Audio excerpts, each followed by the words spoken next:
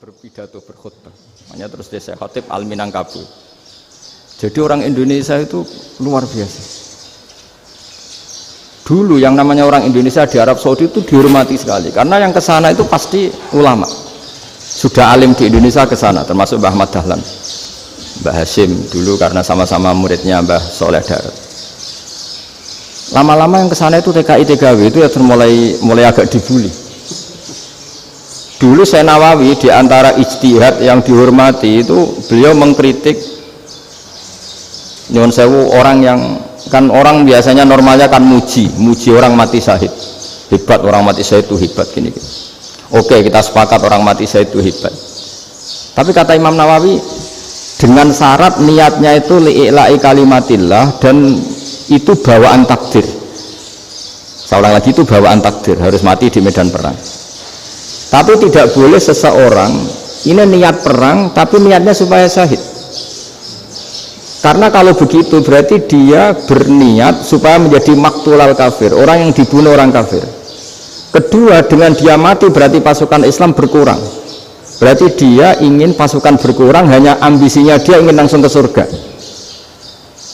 Misalnya pasukan orang Islam itu 10, orang kafir 10. Kalau kamu ingin syahid berarti mati 1 kan, tinggal 9 kan. Nah kalau yang seperti itu 10 kan mati semua. Gara-gara ingin syahid akhirnya perang rapati tenanan, benang mati, benang mlebu swarga. Kata Syekh Nawawi, ya enggak. Kalau kamu perang sama orang kafir ya niat menang. Dengan niat menang ini kamu ingin li'ila'i kalimatillah. Tapi kalau kamu ingin syahid berarti kamu menuruti keinginan nafsu kamu yang cepat masuk surga. Itu orang Arab kagumnya bukan main.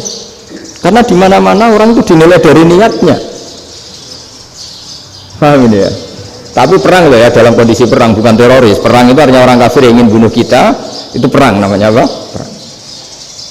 Dulu orang cerita syahid itu hanya pokoknya syahid itu hebat, pokoknya syahid itu hebat. Syahid di medan perang itu hebat, pokoknya syahid di medan perang hebat. Tapi ketika Syekh Nawawi memberi penjelasan ilmiah, jika kamu perang ingin cepat mati, ingin cepat syahid, artinya ini untuk pemenuhan diri kamu, karena kamu bayangkan langsung masuk surga. Kamu lupa bahwa dengan kamu dibunuh kekuatan Islam berkurang. Akhirnya beliau memberi penjelasan, syahid itu bagus, itu sebagai takdir. Hanya takdir itu kita perang yang ingin menang, tapi takdirnya mati. Jangan dibalik, oleh perang rapati tenanan, benang mati, nang mlebu. Itu yang pertama, termasuk ulama yang pertama memberi penjelasan itu Syekh Nawawi. Akhirnya melahirkan kekaguman yang luar biasa dengan tafsir Munirnya itu. Terus beliau itu orang yang rileks kalau menjelaskan ilmu. Ini juga guru-gurunya Mbah Hashim, Mbah Guru sama Mbah Hashim, sama Mbah Ahmad Dahlan, Syekh Nawawi.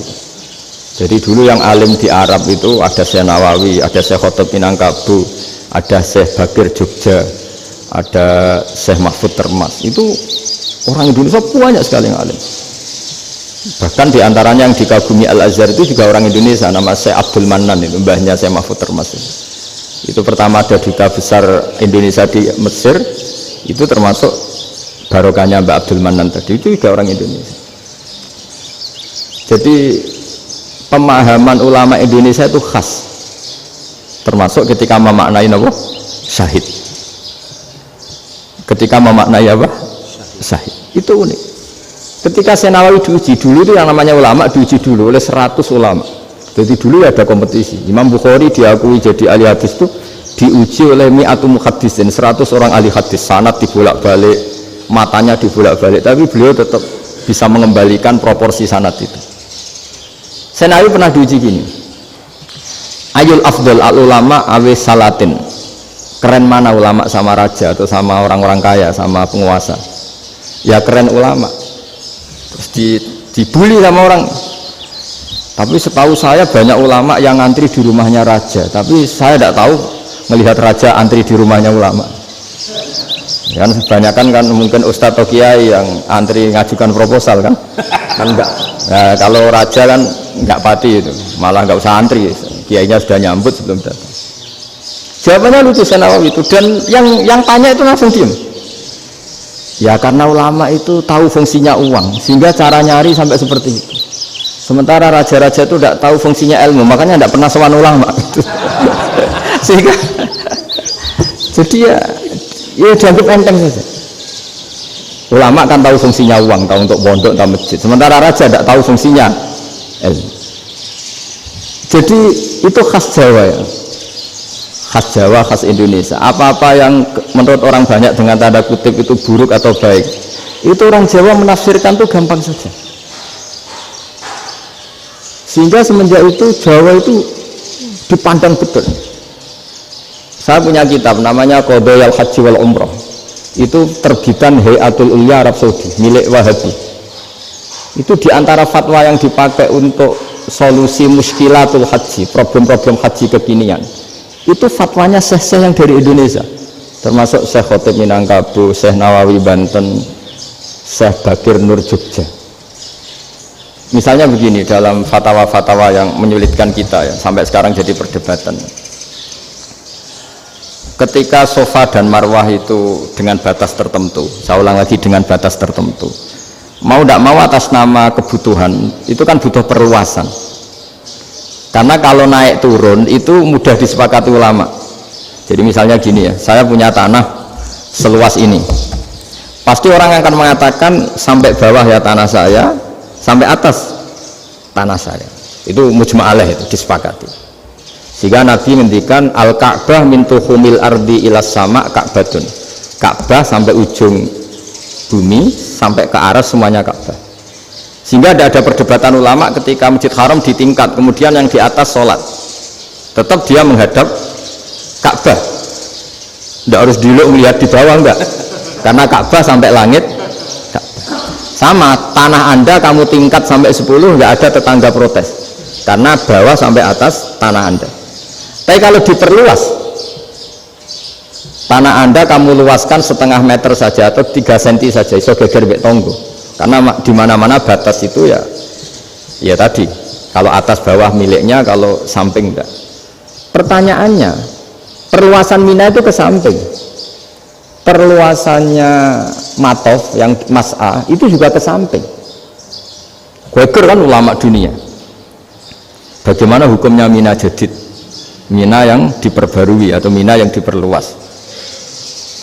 Itu diantara rujukan baik yang membolehkan maupun yang menentang. Itu ya syekh-syekh Indonesia. Itu orisinal tuh. Saya punya kitab orisinal terbitan Hayatul Ulya, kira-kira ya kemenaknya Arab Saudi kalau di Indonesia itu. Itu yang dirujuk dawuh Syekh Nawawi, dawuh Syekh Khotib Minangkabau. Karena apa? Ada logika khas Jawa. Misalnya begini, meskipun saya tidak perlu fatwa Mina Jadid sah apa enggak, memang jadi perkhilafan ulama. Misalnya kampung ini dinamai Mina, pertanyaannya gini, tanah yang di samping ini bisa milik Anda apa enggak? Ya bisa, Gus, kalau dibeli atau dihibahkan. Berarti tanah di samping Anda menjadi milik Anda karena ada proses pengambil alian lewat beli maupun hibah. Nah masalahnya ini negara itu berhak menganeksasi atau memasukkan ini sebagai Mina. Itu ulama Jawa kalau ditanya alasannya apa? Fa'innal muttasila bisya hukmu dzalika syai'. Karena yang gantet, yang mutasil itu bisa dihukumi seperti sesuatu itu. Jadi kalau ini Mina, ya yang gantet Mina ini ya bisa dikatakan Mina. Beda dengan membuat Mina Malang Mina, wah itu tidak bisa, tidak mutasil kan? Itu enteng sekali ulama Jawa. Satu ya tentu karena kebutuhan, tapi asal masih al-muttasilu bihi, yang masih tanah yang masih mutasil dengan. Nah ketika perluasan Mas'ah antara sofa dan marwah kan, misalnya ini batas luasnya sofa, ini batas luasnya marwah, lalu atas nama kebutuhan sofa marwah itu sampai sini, sampai agak meluas ke sini, itu geger Arab Saudi. Wah ini gimana. Padahal tawaf itu harus antara gunung Sofa dan gunung Marwah, sa'i itu ya. Tapi kalau istilah Quran memang tawaf sama-sama. Makanya apa? Inna Sofa al-Marwata min sya'airillah faman hajjal baita wa i'tamara fala junaha alaihi ayyat tawafa. Nah, jadi kalau istilah sa'i di Quran itu masih tawaf. Karena harus ada, kalau bisa lah, bukan harus. Kalau bisa memang harus ada unsur muternya.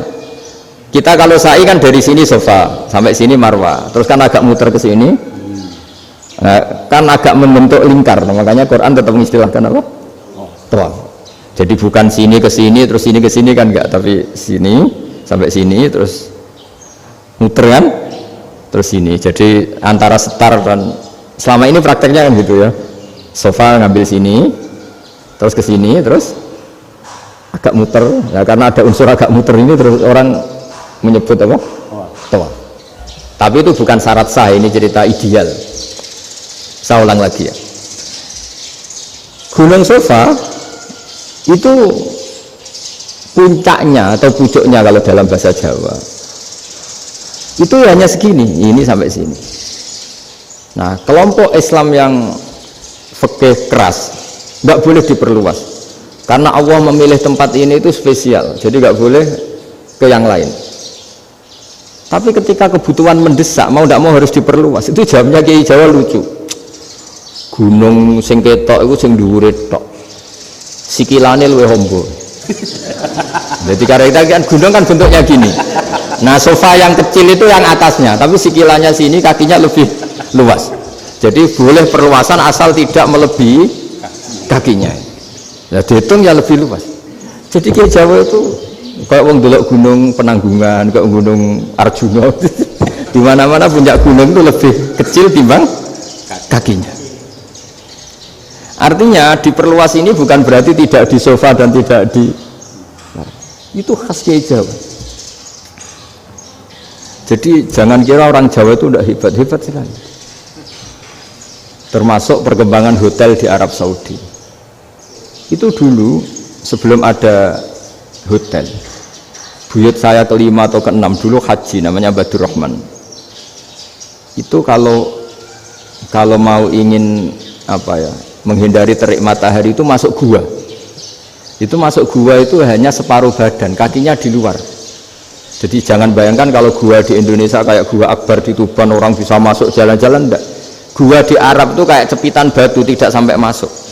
Sehingga kepalanya dimasukkan, kakinya masih kena matahari, saking panasnya Arab Saudi. Sehingga dalam bayangan hijrah ketika Nabi bersembunyi di gua apa?